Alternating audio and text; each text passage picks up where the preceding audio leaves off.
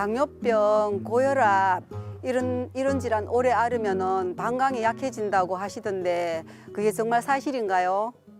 당뇨랑 고혈압은 이제 굉장히 흔한 이제 만성 질환인데요. 그 만성 질환이라는 게 사실 한 번 진단받으면 오랫동안 앓게 되시는 게 당연하죠. 네. 근데 그렇다고 해서 다 방광 질환이 생기는 건 아니고 그런 만성 질환 환자분들 중에 질환의 조절이 잘 안 되시는 분들은 합병증이라는 게 발생을 할 수 있는데 그 합병증 중에 예를 들면 방광으로 가는 혈관에 동맥경화라는 합병증이 생기면 아무래도 방광의 기능이 떨어질 수 있고 당뇨도 말초신경 합병증이라고 해서 우리가 손발 끝에 감각이 떨어지는 이제 증상이 생길 수 있는데 그런 거와 마찬가지로 방광으로 가는 신경도 말초신경 중에 하나이기 때문에 방광의 감각신경이나 운동신경 기능이 떨어지면 방광 기능에 영향을 줄 수 있습니다. 아, 그럼 조심해야겠네요. 고혈압이나 당뇨를 관리하는 것도 이 방광 질환의 예방이나 건강에도 영향을 주니까. 그렇죠.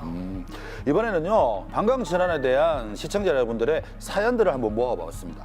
선생님, 40대 여성분의 사연입니다. 이분이요, 어느 날 크게 웃거나 재채기 할 때 소변이 조금씩 좀 새는 모양입니다.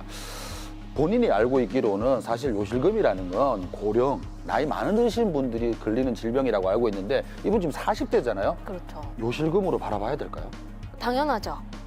사실 청소년기에도 웃을 때 발생하는 요실금이라고 해서 일과성 요실금 이런 게 발생하는 경우도 있고요. 20대도 발생 가능하고요. 30대, 40대가 사실 나이가 들수록 여자분들은 골반 근육의 이완이나 이런 출산력 같은 많이 쓰다 보면 이완되는 것들이 우리 근육 중에 하나가 이게 골반 근육은 쓸수록 수축하는 게 아니고 이완이 되기 때문에 이완되면 아무래도 좀 약해지니까 네. 일과성으로 기침하거나 웃을 때는 복압이 올라가면 저항이 떨어지기 때문에 소변이 셀 수 있습니다. 자주 그렇다면 이제 요실금 진단을 받을 확률이 높겠네요. 그렇죠. 자주 세면 일상생활에 불편하시니까 아무래도 치료를 좀 더 빨리 받으러 오시는 것 같습니다. 이번 사연은요, 30대 주부의 사연입니다. 이분은 임신부입니다. 근데 이분이 한 달 전부터 조금씩 소변이 자주 마르기 시작하고 게다가 잔뇨감도 느꼈다고 합니다. 그래서 병원에 가보니까 방광염 진단을 받았다고 합니다. 지금 임신부 상태잖아요. 네. 아이를 가진 상태인데 치료하는 게 좀 어렵지 않을까 이렇게 걱정하고 있던데 어떨까요? 네네. 물론 이제 방광염을 진단받는 기준이 이게 나이가 젊으신 분이었다고 하면 대부분 소변 볼 때 통증이 동반되는 경우가 많고요.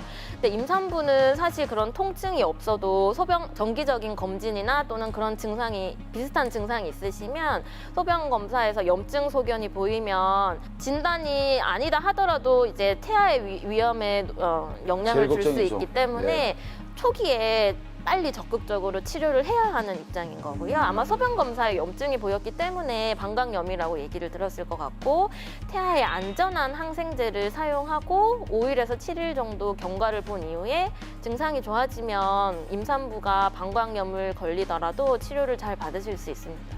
초기 치료가 제일 중요하겠네요. 그렇죠. 이번 사연은 5살 아이를 둔 엄마의 사연입니다. 최근 들어 아이가 자꾸 소변이 마렵다고 좀 보채는 모양이에요. 그러다 보니까 화장실도 자주 가게 되고 게다가 화장실 가다가 소변을 좀 즐긴다고 하죠. 그럴 때도 있습니다. 네네. 그러다 보니까 어머님 걱정이 굉장히 많으신데 혹시 이 병이 소아 과민성 방광 질환은 아닐까 의심하고 있거든요. 네네. 아이들에게 흔히 나타나는 겁니까? 아니면은 특별하게 지금 질환을 앓고 있다고 봐야 됩니까? 네, 그 소아도 사실 성인 방광 기능을 나타내는 시기가 보통 만 5세부터는 성인처럼 방광 기능을 똑같이 참을 수 있고 이제 보게 되는데 횟수도 성인만큼 하루에 4번에서 6번 정도고 횟수도 줄어들고 참을 수도 있고 표현도 잘 하게 되는데 이제 가기 전에 참는 기능이 떨어지는 친구들은 소아에서도 과민성 방광 증상을 충분히 나타낼 수 있고요. 이런 친구들은 아무래도 기저귀 떼고 난 뒤에 이게 1차성인지 2차성 다른 요인이 있는지 네. 이런 것들을 정확히 감별을 해서 치료를 잘 받는 것이 중요하겠습니다. 치료는 그렇게 어렵지 않고요? 네, 소아 친구들도 똑같이 이제 방광 훈련과 약물 치료를 하실 수 있고요. 치료가 그렇게 어렵진 않습니다.